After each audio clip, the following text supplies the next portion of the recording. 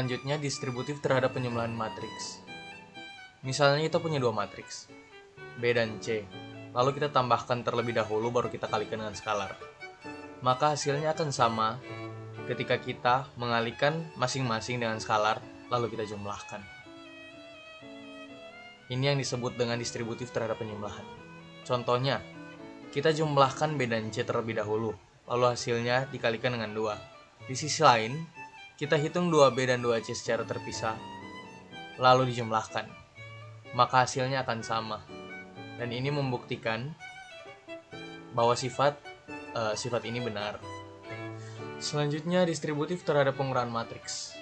Sifat ini mirip dengan yang sebelumnya, hanya saja operasinya adalah pengurangan.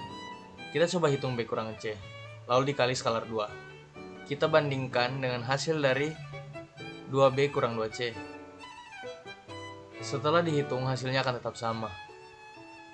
Distributif terhadap pengurangan juga berlaku pada perkalian matriks dengan skalar.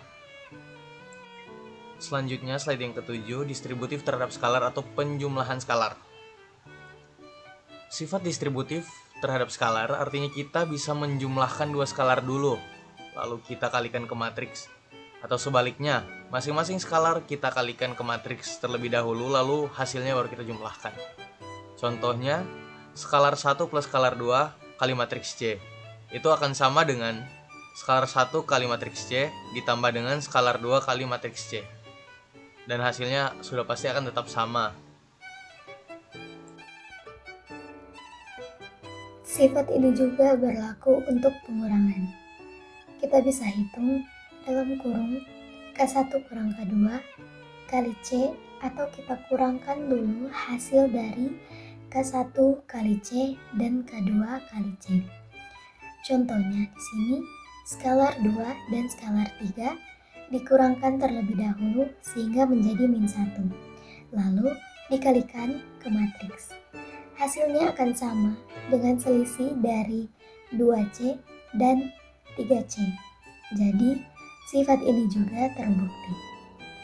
Kemudian, kita masuk ke sifat asosiatif terhadap skalar, yaitu saat dua skalar dikalikan bersama dulu, lalu dikalikan ke matriks, atau kita bisa dikalikan salah satu skalar dulu ke matriks, lalu hasilnya dikalikan lagi dengan skalar lain.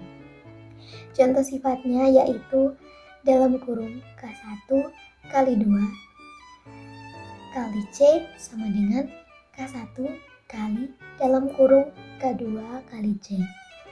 Di sini hasilnya akan tetap sama, artinya urutan perkalian skalar tidak mempengaruhi hasil akhir matriks. Kesimpulannya, perkalian skalar pada matriks bersifat sangat fleksibel.